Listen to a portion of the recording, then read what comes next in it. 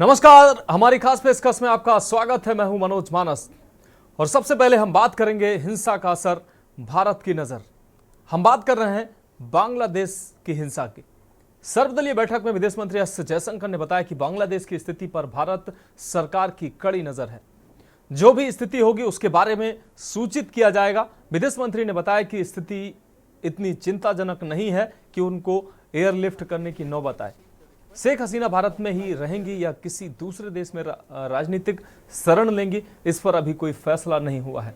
सरकार ने हसीना से संक्षिप्त चर्चा की है और उन्होंने अपनी भविष्य की योजनाओं पर अभी कुछ तय नहीं किया है। सर्वदलीय बैठक में लोकसभा में विपक्ष के नेता और कांग्रेस सांसद राहुल गांधी ने भारत की विदेश नीति के भविष्य को लेकर चिंता जताई है। खास तौर पर बांग्लादेश में हाल में ही हुई जो घटनाओं के मद्देनजर सरकार द्वारा जानकारी दिए जाने के बाद गांधी ने राष्ट्रीय हित में उठाए गए कदमों के प्रति अपना समर्थन जताया।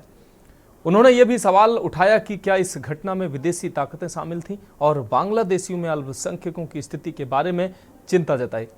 वहीं विदेश मंत्री ने कहा कि हम अपने राजनयिक मिशनों के माध्यम से बांग्लादेश में भारतीय समुदाय के साथ निकट और निरंतर संपर्क में हैं। वहां अनुमानित 19,000 भारतीय नागरिक हैं, जिनमें से लगभग 9,000 छात्र हैं।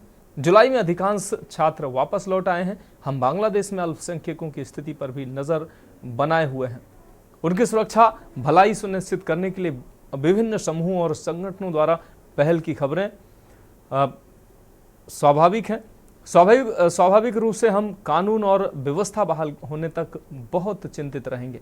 हम जटिल स्थिति में हमारे सीमा सुरक्षा बलों को असाधारण रूप से सतर्क रहने के निर्देश भी दिया गया है हमारे द्वारा। पिछले 24 घंटों में हम ढाका में अधिकारियों के संपर्क में हैं। तो बांग्लादेश में जो स्थिति है उसको देखते हुए भारत की खास नजर बनी हुई है। On 5th August, demonstrators converged in Dhaka despite the curfew.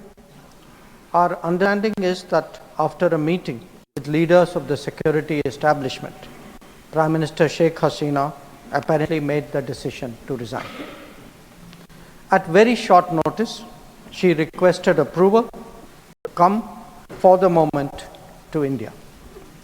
We simultaneously received a request for flight clearance from Bangladesh authorities. She arrived yesterday evening in Delhi.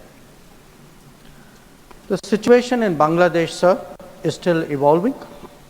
The Army Chief, General Waqar-uz-Zaman, addressed the nation on 5th August.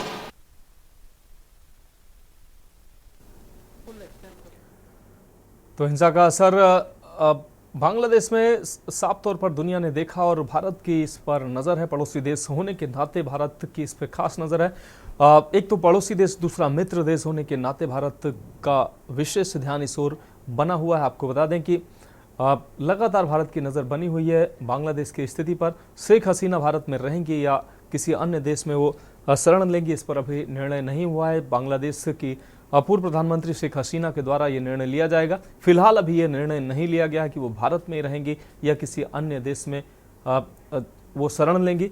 उनके भविष्य का फैसला उनको स्वयं लेना है। ये बात जयशंकर, विदेश मंत्री एस जयशंकर ने कही है। उन्होंने कहा इस पर फैसला कब होगा इस पर अभी नहीं कहा जा सकता, ये उनका स्वयं का विषय है।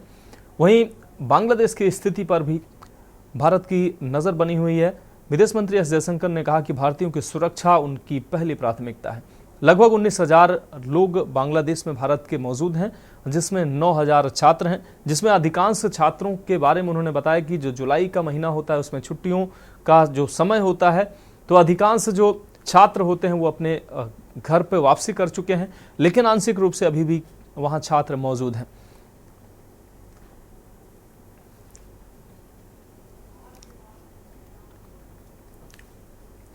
और अब हम बात करेंगे अपनी अगली अहम रिपोर्ट की, हार के बाद श्री राम के द्वार। लोकसभा चुनाव में अयोध्या में चुनाव हारने के बाद उत्तर प्रदेश के मुख्यमंत्री योगी आदित्यनाथ आज पहली बार अयोध्या के दौरे पर रहे। इस दौरान मुख्यमंत्री राम मंदिर में प्रभु रामलला के दर्शन और पूजन उन्होंने किया। आपको बता दें कि इस दौरे को मिल्कीपुर सीट पर होने वाले उपचुनाव से भी जोड़कर देखा जा रहा है। सीएम योगी का ये दौरा बेहद व्यस्त रहने वाला है। सीएम योगी राम कथा पार्क हेलीपैड पर पहुंचे, उसके बाद वो यहां से हनुमानगढ़ी पहुंचे, जहां उन्होंने भगवान के दर्शन और पूजन किए। हनुमानगढ़ी में दर्शन के बाद सीएम योगी राम मंदिर के लिए रवाना हुए। उन्होंने रामलला के दर्शन और पूजन किए। इसके बाद वह आयुक्त सभागार में कानून व्यवस्था व विकास कार्यों की समीक्षा बैठक की। यहाँ से वह सर्किट हाउस में पार्टी पदाधिकारियों से मुलाकात करने जाएंगे। आपको बता दें, उसके बाद पार्टी पदाधिकारियों से मुलाकात उन्होंने की है। अब 7:30 से 8 बजे तक विकास कार्यों का स्थलीय निरीक्षण उनके द्वारा किया जाएगा और रात 8:30 से 9 बजे तक सरयू अतिथि गृह में संतों से मुलाकात करेंगे। आपको बता दें कि सीएम योगी का ये राजनीतिक गलियारों में ये दौरा जो है चर्चाओं का विषय बना हुआ है। ये दौरा मिल्कीपुर सीट पर होने वाले उपचुनाव से भी जोड़कर देखा जा रहा है। सोमवार को ही मुख्यमंत्री आवास पर एक बैठक हुई थी जिसमें योगी आदित्यनाथ और दोनों डिप्टी सीएम शामिल थे। इस बैठक में यूपी की 10 सीटों पर होने वाले उपचुनाव को लेकर भी सभी 2 सीटों की जिम्मेदारी सभी को दी गई। तो लोकसभा चुनाव में भारतीय जनता पार्टी की जो फैजाबाद से हार हुई, तो अयोध्या में हार के बाद मुख्यमंत्री योगी आदित्यनाथ का ये पहला दौरा है। इस दौरान रामकथा पार्क में योगी आदित्यनाथ का हेलीकॉप्टर पहुंचा। इसके बाद वो वहां से सीधा हनुमानगढ़ी के लिए रवाना हुए। प्रभु हनुमान के दर्शन करने के बाद श्री रामलला के दर्शन के लिए सीएम पहुंचे और रामलला के दर्शन उन्होंने किए। उसके बाद कार्यकर्ताओं से मुलाकात भी की है। अब काफ़ी व्यस्त कार्यक्रम उनका बताया जा रहा है। आपको बता दें 7:30 बजे से वो कई विकास कार्यों का निरीक्षण 8 बजे तक करेंगे और उसके बाद साधु संतों के साथ उनकी मुलाकात होनी है। तो सीएम योगी आदित्यनाथ का अयोध्या दौरा चर्चाओं का विषय बना हुआ है। उपचुनाव को लेकर भी इस पर बातचीत हो रही है। प्रवेश पांडे हमारे संवाददाता अयोध्या से ज्यादा जानकारी के लिए हमारे साथ जुड़ गए हैं। और प्रवेश, मुख्यमंत्री योगी आदित्यनाथ का अयोध्या का ये अहम दौरा काफी चर्चाओं में है ये दौरा, और अयोध्या की हार के बाद मुख्यमंत्री का ये पहला दौरा है। क्या कुछ अहम रहने वाला है इस दौरे के दौरान और मुख्यमंत्री के क्या कार्यक्रम है? देखिए, आपको बता दें कि मुख्यमंत्री जी का आज 2 दिवसीय जो दौरा है, जो लोकसभा चुनाव के बाद ये पहला दौरा है। उसके बाद इसके साथ साथ मुख्यमंत्री जो है जब रामकथा हेलीपैड पहुंचे, वहां से सीधा निकल के हनुमानगढ़ी दर्शन व रामलला का दरबार पहुंच के दर्शन पूजन किया। उसके बाद वहां से सीधा निकल के जो है मंडलायुक्त कार्यालय पहुंचे। मंडलायुक्त कार्यालय में जो है विकास कार्यों की व कानून व्यवस्था को लेकर बैठक चल रही है, एक समीक्षा बैठक चल रही है। उसके बाद जो है सर सीधा मंडलायुक्त कार्यालय से सीधा जो है मुख्यमंत्री सर्किट हाउस पहुंचेंगे और सर्किट हाउस में पदाधिकारियों के साथ एक बैठक की जाएगी। वो मेन बैठक होगी मिल्कीपुर विधानसभा का उपचुनाव को लेकर, क्योंकि मिल्कीपुर विधानसभा जब लोकसभा अयोध्या भाजपा हारी तब से जो है मिल्कीपुर विधानसभा इस समय भाजपा की नाक बन चुकी है, क्योंकि मिल्कीपुर विधानसभा जीतना जो है भाजपा के लिए जरूरी माना जा रहा है। तो ये प्रयास लगाया जा रहा है कि मिल्कीपुर विधानसभा को लेकर जितने भी पदाधिकारी आएंगे उनसे मुख्यमंत्री जी फीडबैक लेंगे, किस तरीके से चुनाव जीता जाए, इसी को लेकर रणनीति बनाई जाएगी। जी प्रवेश, अगर बात की जाए राजनीतिक दौरे की, तो मुख्यमंत्री का ये दौरा काफी अहम है और इस पे चर्चाएं भी लगातार हो रही हैं। जैसा कि आपने बताया, उपचुनाव के दृष्टिकोण से ये दौरा अहम हो सकता है।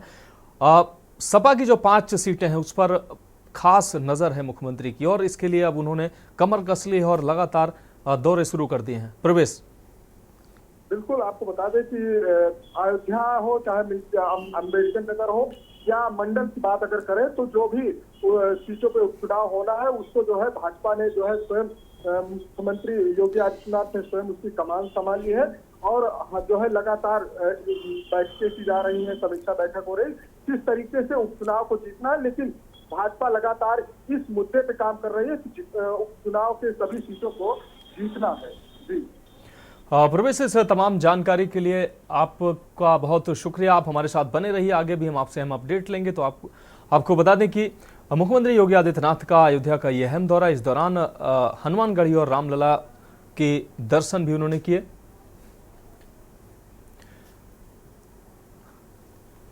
और अब अगली अहम खबर की बात करेंगे, परत दर परत रेप कांड की।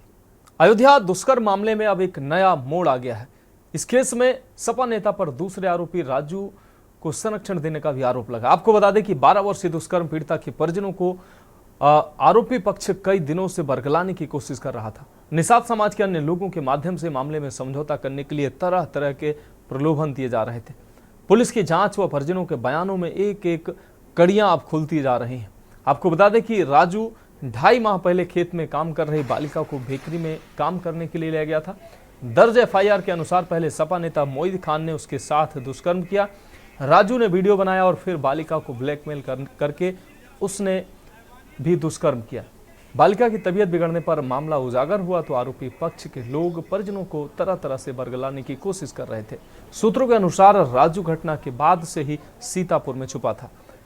वहीं आरोपी सपा नेता मोईद खान का परिवार भी अब सामने आया है। उन्होंने कार्रवाइयों को राजनीतिक प्रतिद्वंद्विता पर एक तरफा बताया।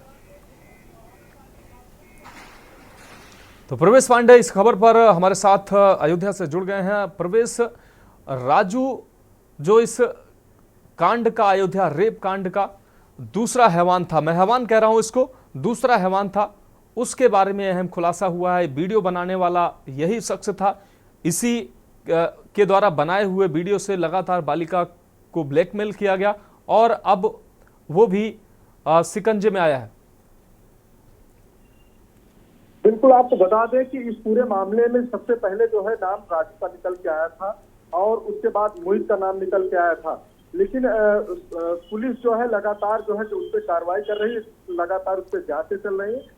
उसके बाद जो मुख्य आरोपी थे वो मोहित है, मोहित की कार्रवाई करते हुए जो है प्रशासन ने लगातार जो है कार्रवाई किया। उसके बाद मोहित ने जो अवैध तरीके से संपत्ति कब्जा किए थे, अवैध निर्माण किए थे, अवैध एक बेकरी खड़ा किए थे, उसको जो है योगी आदित्यनाथ के द्वारा जो है सीधा निर्देश दिया गया था। पीड़ित परिवार को आश्वासन दिया गया था कि हर संभव मदद की जाएगी, जिसके बाद प्रशासन ने जो है बुलडोजर की कार्रवाई जो है किया है।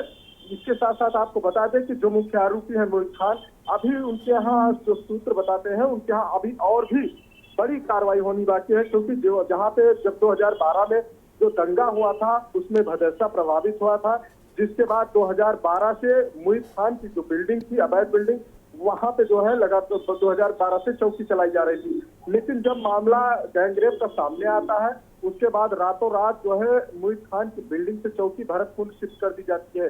तो ये भी अपने आप में एक बड़ी बात है। लगातार हर पहलू पे जांच की जा रही है। कल भी जो मुख्य आरोपी है मोहित खान, उनकी संपत्तियों का कल भी जो है पैमाइश की जा रही थी। जी प्रवेश, से इस तमाम जानकारी के लिए आपका बहुत शुक्रिया। तो आपको बता दें कि अयोध्या कांड के जो हैवान है उन पर ताबड़तोड़ कार्रवाइयों का दौर जारी है। अब ये अहम खुलासा सामने आया और लगातार पुलिस कड़ियों पे कड़ियां जोड़ रही है और उन सभी हैवानों को शिकंजे में लाने का प्रयास पुलिस कर रही है जो इस मासूम से दुराचार के आरोपी हैं।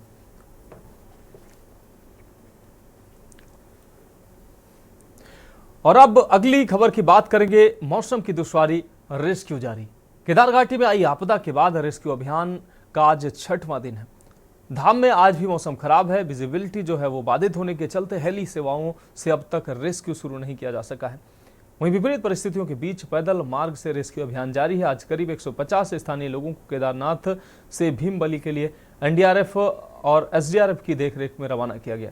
आपको बता दें, जंगल चट्टी से भी 161 लोगों को एनडीआरएफ चीर बासा लेकर पहुंच रही है। वहीं सोनप्रयाग में मंदाकिनी नदी पर सेना द्वारा बनाए गए पैदल पुल का निर्माण पूरा होने से भी रेस्क्यू एवं राहत कार्यों में बड़ी राहत मिली है।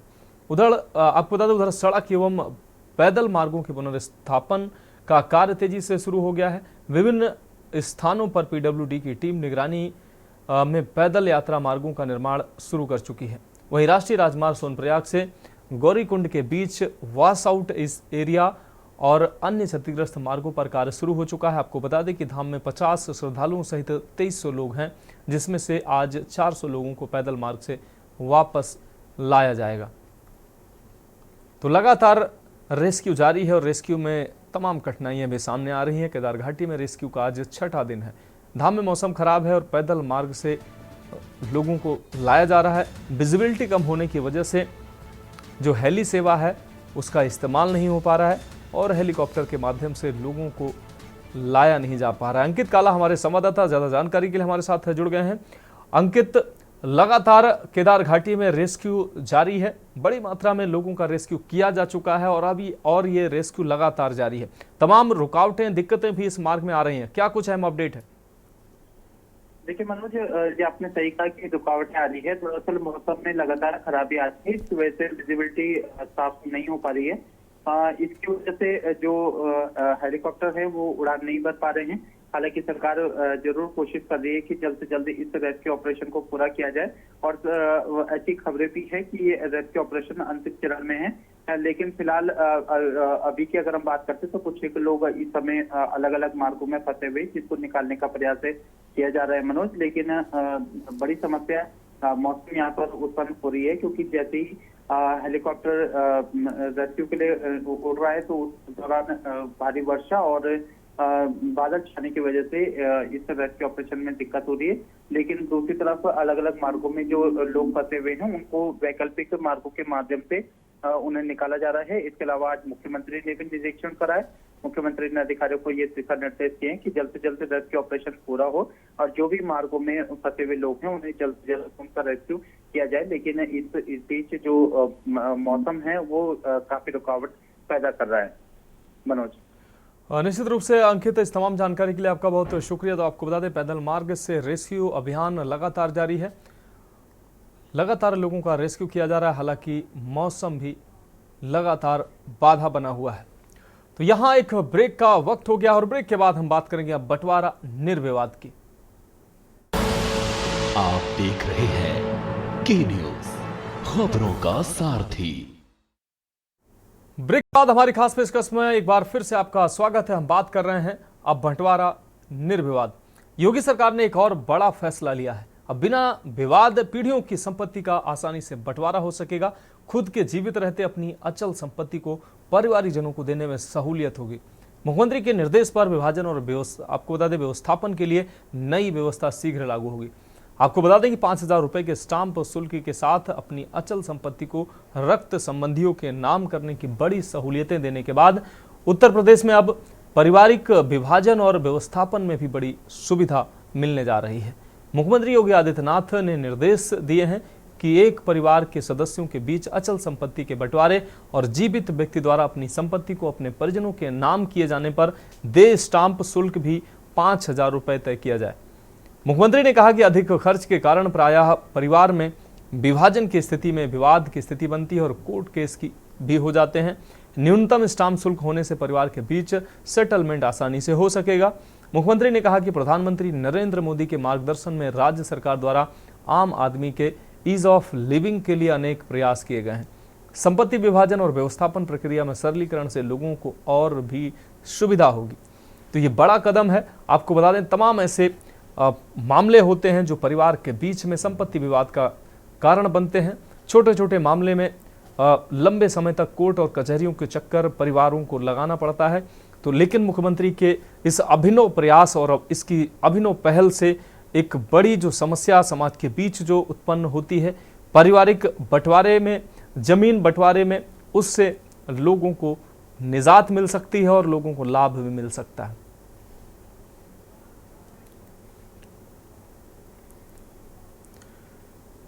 और अब हम अगली अहम रिपोर्ट की बात करेंगे, मकान धराशायी, जिंदगी की तबाही की। वाराणसी में काशी विश्वनाथ मंदिर के पास खोया गली चौक पर मंगलवार को 2 मकान धराशायी हो गए। इस हादसे में मलबे में दबकर एक महिला की मौत हो गई, जबकि 8 लोगों को निकाल लिया गया। ये रिपोर्ट देखिए। वाराणसी में काशी विश्वनाथ मंदिर के पास खोया गली चौक पर मंगलवार को 2 मकान धराशायी हो गए। इस हादसे में मलबे में दबकर एक महिला की मौत हो गई, जबकि 8 लोगों को निकाल लिया गया है।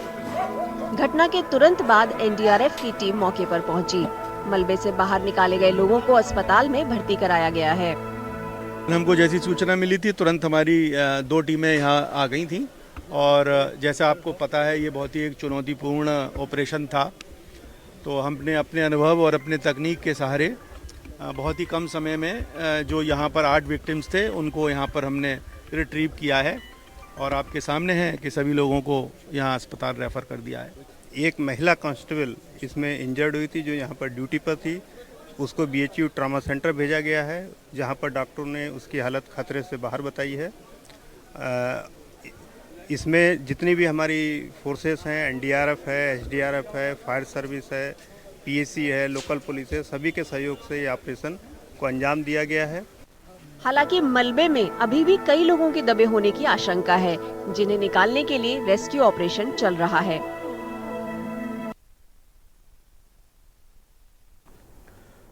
तो हमारी खास पेशकश में फिलहाल अभी के लिए मेरे साथ इतना ही। मुझे दीजिए इजाजत और आप देखते रहिए के न्यूज़ इंडिया।